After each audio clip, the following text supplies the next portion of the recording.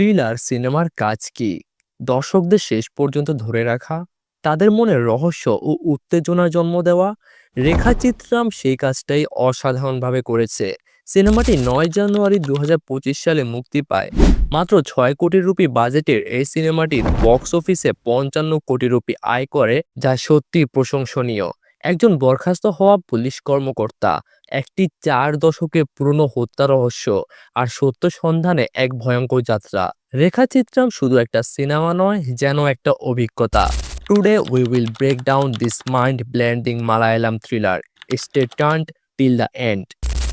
একজন police officer যিনি নিজে ভুলের কারণে বরখাস্ত হয়েছিলেন, হঠাৎ একদিন একটা পুরনো হত্যা মামলার তদন্তের দায়িত্ব পান।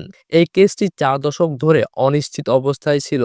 তিনি যখন সত্যের খোঁজ শুরু করেন, ধাপে ধাপে এমন কিছু রহস্য উন্মোচিত হয় যেটা শুধু তার ক্যারিয়ারই নয়, তার জীবনকেও চিরতরে বদলে দেয়। The story is a perfect blend of suspense, drama and psychological tension. এটা শুধু একটা খুনের রহস্যই নয়, বরং একটা মানুষের অন্তর্নিহিত আবেগ ও অপরাধ বোধের গভীরে প্রবেশ করে। এই সিনেমার সবথেকে বড় শক্তি হলো এর ডিরেকশন ও স্ক্রিন প্লে।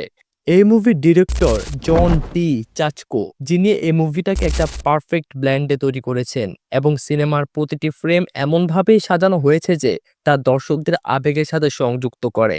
সিনেমার রঙের ব্যবহার অত্যন্ত গুরুত্বপূর্ণ, যা দর্শকের সময়কাল ও মুড বুঝতে সাহায্য করে। Silent scenes with intense expressions. এই সিনেমার সংলাপের চেয়েও ক্যামেরার ভাষা বেশি শক্তিশালী। The pacing is slow but engaging, making the climax hit harder. এই সিনেমার অন্যতম প্রধান আকর্ষণ ছিল দুর্দান্ত অভিনয়। আসিফ আলী প্রধান চরিত্রে অসাধারণ পারফরমেন্স দিয়েছেন।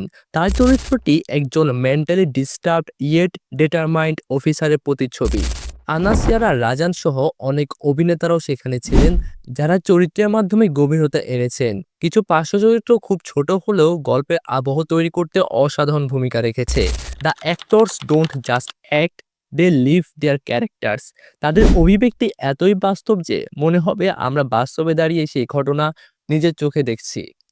সিনেমাটোগ্রাফি অবিশ্বাস্য সুন্দরভাবে ব্যবহার করা হয়েছে।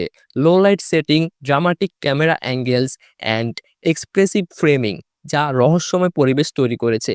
ব্যাকগ্রাউন্ড মিউজিক অসাধারণ, বিশেষ করে সাসপেন্স সিনস যেখানে ব্যবহার করা হয়েছে এরিয়া সাউন্ড ইফেক্টস, সেগুলো একদম খাপে খাপ হয়েছে এবং সেগুলো সিনেমার থিমকে আরো গভীরভাবে ফুটিয়ে তুলেছে।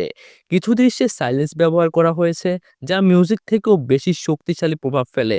The visual story telling makes you feel the tension even without dialogues.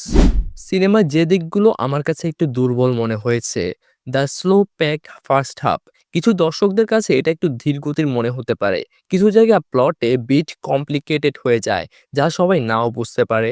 কয়েকটি সাবপ্লট আরো গভীরভাবে ব্যাখ্যা করা যেত।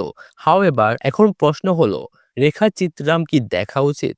আপনি যদি মাইন্ড ব্লেন্ডিং থ্রিলার পছন্দ করেন তাহলে অবশ্যই। আর আপনি যদি জোডিয়াক বা মেমোরিজ অফ মার্ডারের মতো মুভিগুলো দেখে থাকেন এবং সেগুলো যদি আপনার ভালো লাগে, তাহলে এটি আপনার জন্য একটা পারফেক্ট চয়েস হতেই পারে। যারা fast packed action thriller movie পছন্দ করেন, তাদের জন্য এটা একটু ধৈর্যের পরীক্ষা হতেই পারে। But trust me, the ending is totally worth it. আপনার কি মনে হয়, রেখা চিত্রাম দেখেছেন নাকি দেখবেন? আর দেখে থাকলে কেমন লেগেছে নিচে কমেন্টে আপনার মতামত জানান। আর যদি এই ভিডিওটি ভালো লেগে থাকে তাহলে লাইক, শেয়ার আর সাবস্ক্রাইব করতে ভুলবেন না। সবাই ভালো থাকবেন। আপনাদের সাথে দেখা হবে পরবর্তী কন্টেন্টে।